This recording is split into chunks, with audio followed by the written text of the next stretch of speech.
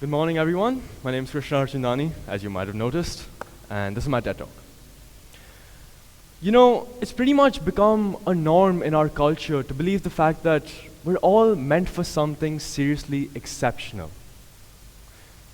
Yep, you see that small little circled area of the bell curve? That's exceptional. Politicians, celebrities, big shots, entrepreneurs, everyone says it. And if Oprah's on board, who isn't? Bottom line, greatness is within reach for each and every single one of us, and we all deserve a piece of that pie. Right? Here's the deal. A lot of people don't really understand the contradiction being made in this statement, including students over here. I mean, if everyone's supposed to be extraordinary, doesn't that really mean no one is extraordinary? And instead of actually trying to understand or question what we're entitled to do or not, we're just busy gulping, we're just busy chewing down on this message and begging for more.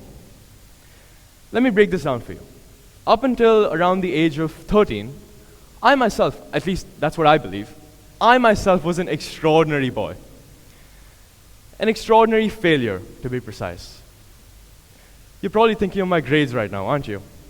Yep, okay. Football, I loved it, but then I failed it. Painting, I loved it even more, but then I became lazy. And then I failed it. Oh, and don't get me wrong, you were actually spot on about my marks. I failed those too. My parents thought changing schools might help in some or the other way. Instead, the first week itself, at my new school, with my new friends, new teachers, I still had that same old diary. I still remember 22 teacher remarks regarding my attitude towards learning. But here's the thing. The entire time I was there, I wanted to be the best at whatever I stepped into. Every opportunity I took, the best. And with that mindset, I felt like I was ready to conquer and dominate over each and every opponent that was out there. But then guess what happened? Guess what I did? Absolutely nothing. Nothing. Yep, that's a blank slide.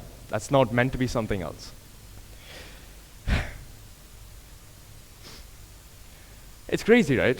Aren't we usually told to maintain some sort of a positive attitude before trying to enter something in an attempt towards achieving greatness? I'm standing over here for a sole and single specific reason today, to tell you all that you are not special. You want me to repeat that? Sure. You are not special. But at the same time, you all are. Now, it may seem odd after listening to what I just said, but you have to trust me on this one, all right? Let's take a two-sided approach with this. I'll start with the humbling part. I'm pretty sure all of you are aware of the upcoming college application seasons and ongoing, because I recently submitted my application. And as I was writing my personal statement, there seemed to be just one question that just wouldn't leave my mind. What sets me apart? After writing 4,000 characters of those fancy sounding words and phrases, I realized that almost half the things I'd mentioned on my personal statement, on that essay, were things I wasn't even really a fan of. All I did it was for a single credit for participation, or a well done, or a good job from my teachers. Not a single thing lit a fire within me.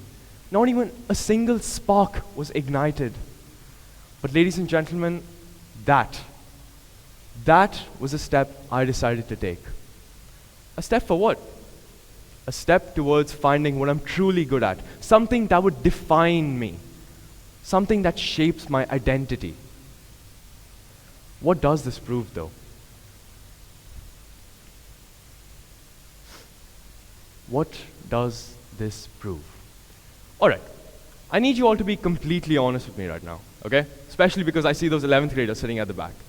How many of you all have taken part in an activity just for the sake of adding it to your portfolio. All right, that's pretty much the majority of the stage. Thank you so much. Because clearly I loved organizing a chemistry carnival for a bunch of primary students, and guess what? They didn't even show up. So what does this really prove, ladies and gentlemen? What am I trying to tell you? Each and every single individual sitting right over here and out there has been provided with an opportunity, no matter how big or small, an opportunity to prove what? You are capable. An opportunity to prove that you are capable, no matter what it took. What about the other half, though? The other half of my personal statement. How did I arrive at that point of realizing that these are my true abilities and strengths? This is what defines me. As Mark Manson rightly quoted in one of his bestsellers, he actually quoted Yoda on this: do or do not. There is no how. Okay, look, Yoda may be sounding all wise with his fancy quotes and messages, but it's really just a riddle wrapped around in a mystery.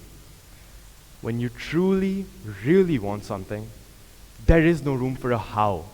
It's all about going in, head first, not caring about how you'll make it happen. It's more about the journey, right? And that's what matters. That's where the magic starts, ladies and gentlemen. That's where the magic starts. Now, when I refer to you all not being special, I mean that we're all navigating this identical boat of uncertainty and facing the unknown, right? It truly levels the playing field and encourages us to embrace our journey of full of trials and errors. Yes, I said trials and errors. Why? Because I'm sure of the fact that there will be more failures in your life than successes. And that's for you to change. That depends on you, whether or not you want that to change or not. Now, let's take a look at the other side, shall we? The side where you are truly special. Now, what you see behind me is what I'd like to call a Jari window, or something I'd personally like to call the SWOT analysis of life. Why? Because I believe that both tools essentially help you identify where you truly stand and how you can develop accordingly.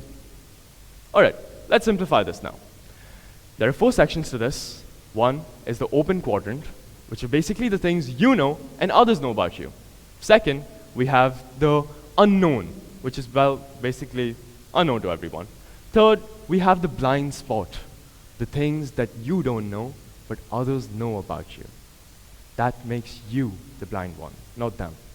And lastly, we have the hidden, which is basically your own secret hidden stash of the things you know, but others don't. Now, you might have noticed the set of adjectives behind me, yeah? I'm now going to use them to show you how exactly this Jari window works and what the idea behind this is. All right. So, according to me, personally, I believe that the whole idea of this Jari window is for us to expand on that opening quadrant and essentially shrink down the hidden, the unknown, and the blind spot quadrants. And that, ladies and gentlemen, is how I think you can ideally amp up your self-awareness and establish better communication skills and establish more relationships with others. How? How do we expand it? As I mentioned earlier, ladies and gentlemen, it's a matter of doing or not doing. Seizing every opportunity you get, no matter what it takes, no matter how you take it. Ladies and gentlemen, you do not wait for the opportunity. You make the opportunity wait for you. Now, let's go back to the bottled letter. I want you all to think of it as a symbol of life's potential and your own unique path of greatness. It's truly embracing your individuality that sets you apart, right? And that is exactly what makes you special. All right? Now, as I was previously talking about my personal statement, the first half of the things that I wasn't even really a fan of, let's talk about the other half.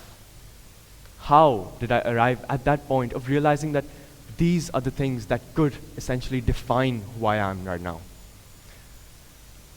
Could it be luck? It could. After all, Newton didn't really plan his day out expecting an apple to fall from a tree, did he? Now, coming to my conclusion, I personally believe that life is an exhilarating journey. An exhilarating journey, and while there's all this plenty of talk about everyone being extraordinary and exceptional, I think that the reality is, the truth is, we're all on this massive treasure hunt. For what though?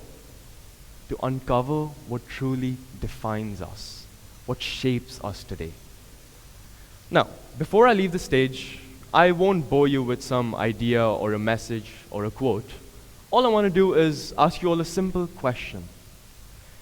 Are you the kind of person who'd rather polish more on their strengths or their weaknesses? Thank you.